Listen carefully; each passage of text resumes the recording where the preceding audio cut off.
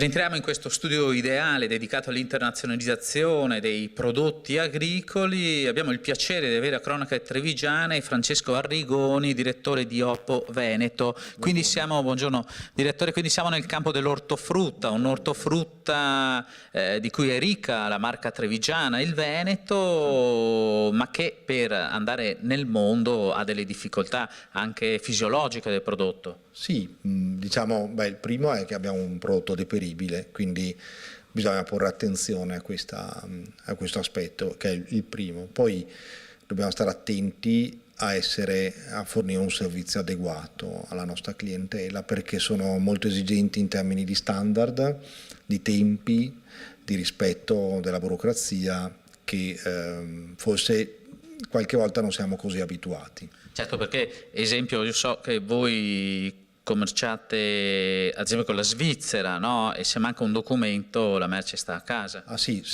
per la Svizzera se non ci sono tutti i documenti a posto la merce non passa, non c'è, lo stesso cliente non riceve la merce. Certamente, burocrazia, leggi differenti, ma importante è anche la logistica, immagino. La logistica è il fattore chiave di queste cose, perché tutti hanno esigenze molto chiare di tempi e di rispetto dei tempi. Ci sono canali in cui l'ordine è oggi per domani in volumi importanti e quindi bisogna essere organizzati, soprattutto negli ortaggi che vengono dal campo, a essere pronti domani a far partire la merce.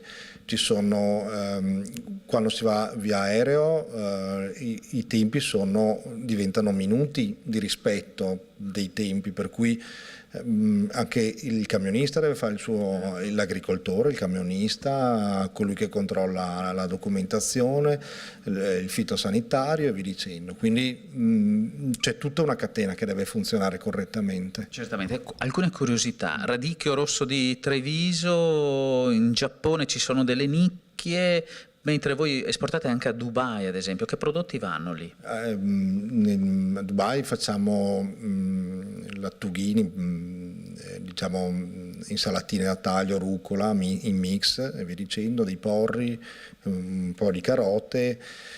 Perché? Perché il prodotto pesante compensa un po' il prodotto leggero, siccome è un costo che è importante, quello del trasporto, cerchiamo di controbilanciare. È un mercato che è interessante, che va esplorato. Il radicchio di Treviso è una specialità, diciamo che in termini di volumi è marginale, è chiaro che c'è l'interesse, siamo gli unici ad averlo, per cui è motivo di contatto, così come col variegato, è motivo di contatto con altri operatori, soprattutto chi si opera sul catering o con ristoranti italiani all'estero. Questa è la nostra grande fortuna, che è pieno di ristoranti italiani all'estero. Grazie per questa testimonianza, per questi vari spunti e dinamiche sul tema. Speriamo che invece da tutto il mondo cresca il numero di visitatori della provincia di Treviso per venire qui a degustare questo straordinario prodotto qual è il radicchio di Treviso assieme a tutti gli altri.